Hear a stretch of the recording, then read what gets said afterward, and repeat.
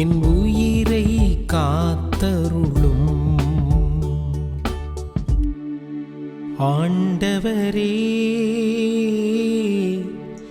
என் உள்ளத்தில் இருமாப்பு இல்லை, என் பார்வையில் செருக்கு இல்லை.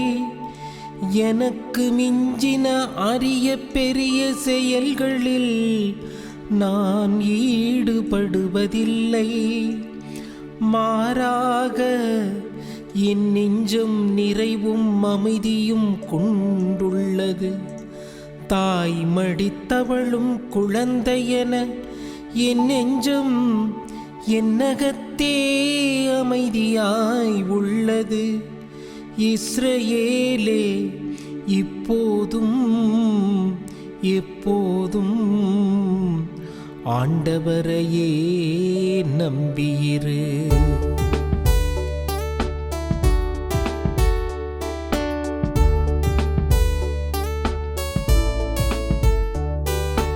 ஆண்டவரே, நான் அமைதியாயிருக்க என் உயிரை காத்தருளும். ஆண்டவரே, நான் அமைதியாயிருக்க என் உயிரை காத்தருளும். இறைமகன் இயேசு கிறிஸ்துவில் பிரியமுள்ள எனது அன்பு சகோதரிகளே, சகோதரர்களே, உங்கள் அனைவருக்கும் நம் ஆண்டவராகிய இயேசு கிறிஸ்துவின் அற்புத நாமத்திலே வாழ்த்துக்களையும் வணக்கங்களையும் தெரிவித்துக் கொள்கின்றேன். இன்றைய திருப்பாடலை பற்றி பார்க்கிற பொழுது, எருசலேம் நகரம் நோக்கி மேலே ஏறிச் செல்லுகிறவர் வழிபாட்டிற்காக அவர் திருப்பயணம் செல்கிற பொழுது திரும்ப திரும்ப பாடுகிற ஒரு திருப்பாடலாக இருக்கிறது. மீண்டும் மீண்டும் உச்சரிக்கிற ஒரு திருப்பாடலாக இருக்கிறது என்பதுதான் இந்த திருப்பாடலினுடைய பெருமையாக இருக்கிறது.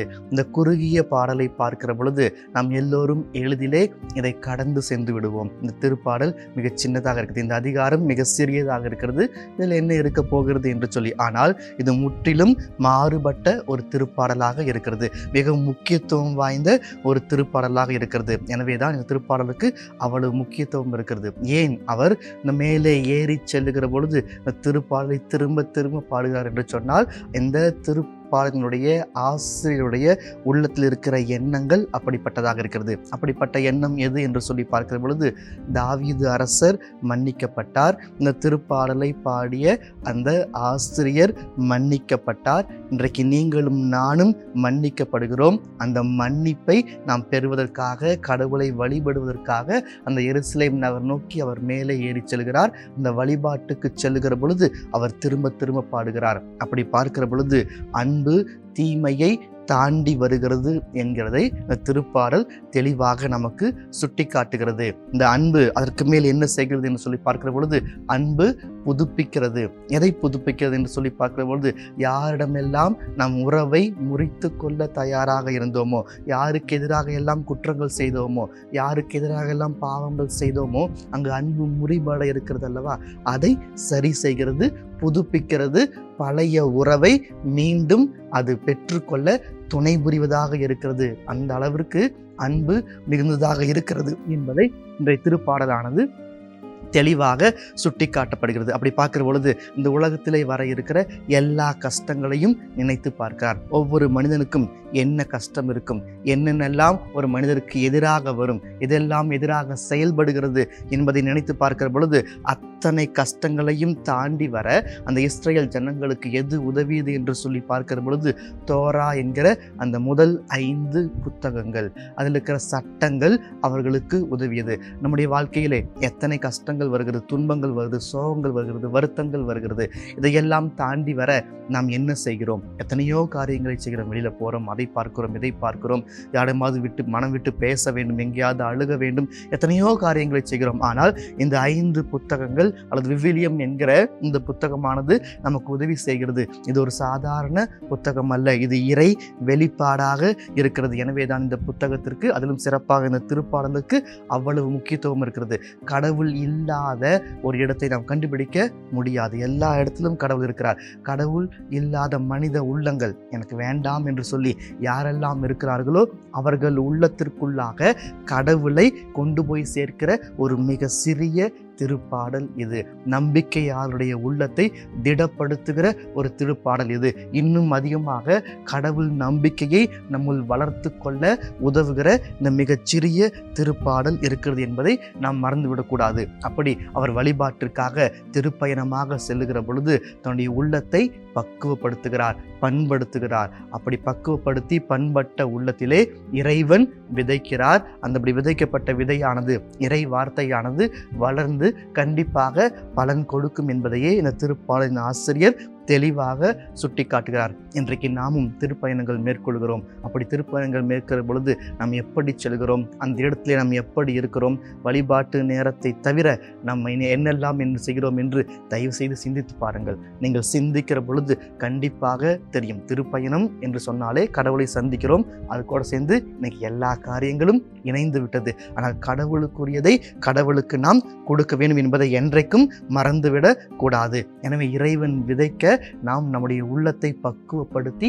சரியாக கொடுக்க வேண்டும். இந்த பக்குவப்பட்ட உள்ளத்தை நாம் சரிவர கடவுளிடமிருந்து பக்குவப்படுத்த நாம் இறைவனை நாம் கேட்கிறோம். இறைவன் அதை நமக்கு சரியாக கொடுக்கிறார். அப்படி பார்க்கிற பொழுது இந்த திருப்பாடலானது ஒரு குறிக்கோளை கொண்டிருக்கிறது.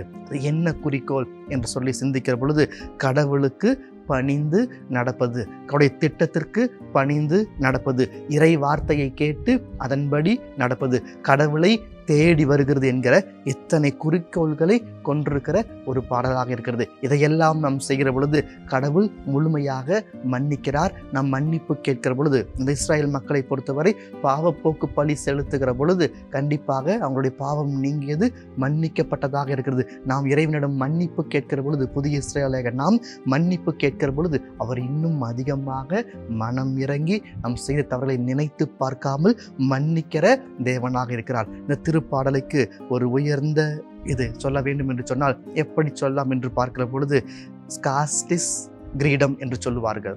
இது ஒரு சில பகுதிகளிலே வாழ்கிற ஒரு உயர்ந்த செயலை செய்தவருக்கு அல்லது போரிலே வெற்றி அடைய மிக மிக கஷ்டப்பட்டு போராடி அந்த வெற்றியை கொடுக்க யார் முன் வந்தார்களோ அவர்களுக்கு கொடுக்கக்கூடிய ஒரு உயரிய விருது அல்லது ஒரு உயரிய கிரீடம் என்று சொல்லலாம். அதை போன்றுதான் இந்த திருப்பாடலானது இருக்கிறது. இந்த திருப்பாடல் நம் உள்ளத்தில் இருக்கிற பொழுது கடவுளுக்கு உரிய ஒரு உயர்ந்த இடத்தை நாம் அடைகிறோம் அல்லது விண்ணுலகை அடைகிறோம். கடவுளோடு இருக்கிறோம். அந்த கடவுளுடைய இறை தன்மையை நாம் புகுத்தி கொள்கிறோம் என்பது நிதர்சனமான உண்மையாக இருக்கிறது. அப்படி கடவுளுடைய இறைவன் யாருடைய உள்ளத்திலெல்லாம் இல்லையோ அவர்கள் உள்ளத்தில் இறைவனை நாம் விதைக்க வேண்டும் என்று சொன்னால் முதலிலே நம் உள்ளத்தில் நாம் இந்த திருப்பாடலை விதைக்க வேண்டும். இந்த குறுகிய பாடலை நாம் விதைக்கிற பொழுது இது அன்பை கொடுக்கிறது, வளர்ச்சியை கொடுக்கிறது, பாதுகாப்பை கொடுக்கிறது, கஷ்ட நஷ்டங்களை தாண்டி வருகிற பலனை கொடுக்கிறது என்பதை நாம் எந்த சூழலிலும் மறந்துவிடக் கூடாது. நாம் சிறிய காரியங்களில் மற்றவர்களுக்கு பணிந்து நடக்கிற பொழுது விண்ணகம் வரைக்கும் நம்மை உயர்த்துகிறது. ஆமேன். ஜெபம். எங்களை எந்நாளும் அன்பாய் காத்து நேசித்து வழிநடத்தும் எங்கள் அன்பின் பரலோக பிதாவே, சிறிய காரியங்களில் நாங்கள் பணிந்து விண்ணகம் நோக்கி எங்களை உயர்த்தி கொள்ளுகிற ஆற்றலை தாரும். ஆமேன்.